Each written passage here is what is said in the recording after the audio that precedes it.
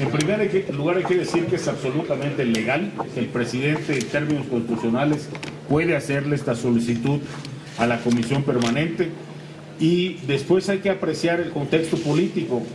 Esta solicitud significa, eso esperamos nosotros, no un abrupto giro, un desvío de la opinión pública hacia otro foco de atención que evada un poco la responsabilidad de los últimos acontecimientos, sino esperamos que sea una convocatoria sincera, un llamado serio, efectivamente, a que sea este periodo extraordinario, porque convocar al periodo es una cosa y que tengamos los consensos en ese periodo es otra. Esta posición del presidente me dice a mí que hay el compromiso de que encabezará y abonará a esos consensos. O sea, yo espero que veamos al jefe de Estado y no al jefe de partido, y eso para el país siempre será una buena noticia. Yo espero que con esto, esta va a ser una responsabilidad de la Junta de Coordinación Política, que seguramente al par de la primera comisión del Senado examinará esta agenda que propone el presidente y seguramente abundará los temas que hoy están parados precisamente porque no hay consensos de los partidos. El presidente propone estos temas. Yo estoy seguro que en la Junta de Coordinación Política podremos proponer los otros temas que no están aquí y que también son importantes de definir en una agenda de extraordinario, como por ejemplo la ley de banca de desarrollo o la ley de propaganda gubernamental o propaganda institucional y otros temas que también merecen ser estudiados por parte de los diputados, algunos de ellos inclusive donde hay avances. Yo creo que estamos ante la posibilidad de la apertura real de una discusión política de nivel y de un presidente que ahora se asuma efectivamente como jefe de Estado y se asuma como promotor de acuerdos, como promotor de consensos, en lugar de descalificaciones y vistas al pasado que no le sirven a la población de México. Yo espero que estemos de verdad ante un presidente que está viendo al futuro. Oiga, diputado, pero no hay una inconsistencia en el discurso del presidente. Primero, el fin de semana ataca a su partido, lo acusa hasta de asesino por las masacres del 68 y del 71. Hoy, en un ánimo conciliador, los llama a los acuerdos, a sacar las reformas pendientes. Dentro de todo esto, ¿no hay una trampa del Ejecutivo por denostar a su partido y continuar con esta estrategia de demérito electoral? Lo veremos en unos cuantos días o semanas. Lo veremos si en lugar de impulsar estos acuerdos, como ha pasado en otras ocasiones, los vemos asumir al partido del gobierno, vemos asumir posturas de intransigencia y posturas de no consenso en lugar de abonar a que haya posibilidades de diálogo y posibilidades de dictaminación. No hay que olvidar entre quienes se dividen estas reformas que el presidente pide, y yo en eso sí me gustaría ser muy puntual. La reforma política le llegó a la Cámara de Diputados prácticamente el último día de sesiones, nos llegó el penúltimo día a las 11 de la mañana, y son 16 reformas constitucionales. Otras de las propuestas del presidente para este periodo se trata de leyes que nosotros ya le habíamos devuelto al Senado y el Senado nos regresó el último día de sesiones. Por ejemplo, robo de combustible, por ejemplo, está por allá ley de ejecución de sanciones y otras. Es decir, son temas que la Cámara de Diputados ya había discutido, tuvieron algunas modificaciones en el Senado y están regresando. Yo no le veo mayor problema a estos temas. Las comisiones de la Cámara de Diputados se han estado reuniendo. Ayer la Comisión de Puntos Constitucionales, seguramente ustedes tienen constancia de eso, definió un programa de foros. La Comisión de Gobernación ha definido también un programa de trabajo. Pues la Junta de Coordinación Política, que preside el PAN, por cierto, tendrá ahora que congeniar estas agendas con la solicitud que hace el presidente de la República. Para mí es una buena noticia. Es asumir que el presidente de la República hará efectivamente su papel como promotor de acuerdos y no como historiador o como juzgador de los partidos que no son el suyo. Diputado, buenas tardes. Preguntarle dos cuestiones. Una, también de alguna manera hay un giro en el discurso de ustedes porque los priistas básicamente, o los legisladores priistas, habían dicho que no había posibilidad de un periodo extraordinario de sesiones mientras no hubiese dictámenes. ¿Ya hay la posibilidad de esto de acuerdo a los trabajos o cómo van los avances? Y sobre todo si de esta manera ustedes se quitan el peso, el estigma que se les había a ustedes asignado de que ustedes eran los que impedían un periodo extraordinario. Y si por otro lado, si me permiten otro tema, me gustaría tener su lectura acerca de esta liberación de Jorge Hank, en el sentido de que en dos ocasiones pues es liberado y incluso se jugó ahí el papel de las Fuerzas Armadas. Ahí, ¿cómo quedan las Fuerzas Armadas y la PGR ante esta situación? Gracias, le contesto lo primero.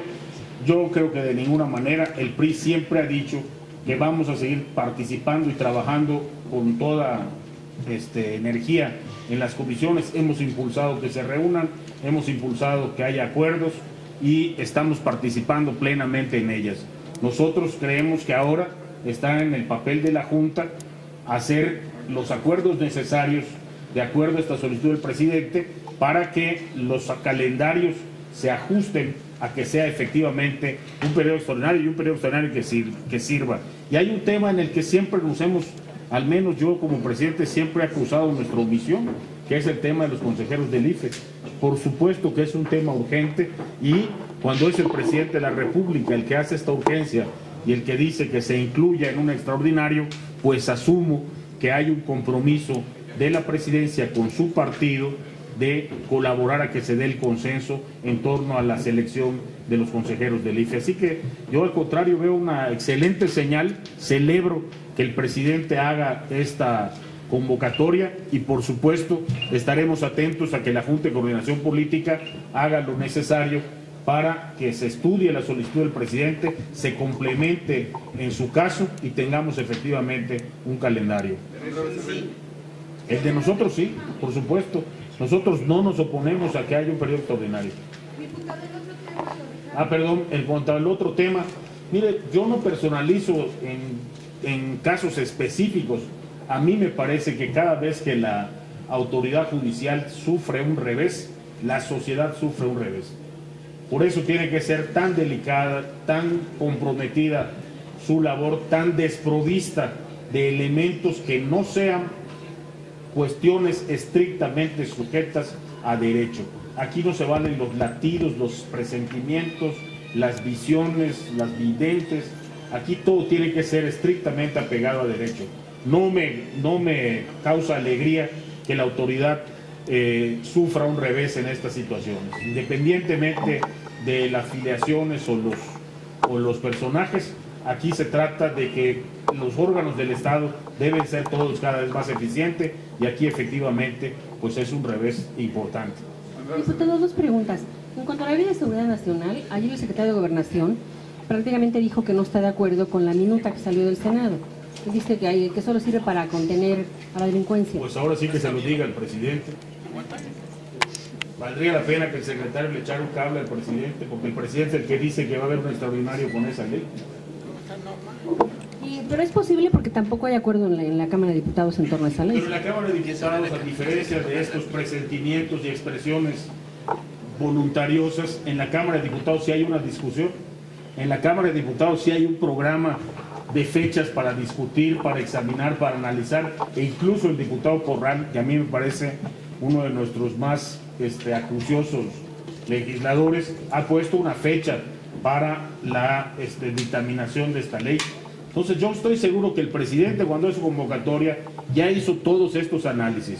No podría creer que el presidente hace esta convocatoria solamente por el afán de desviar a la opinión pública.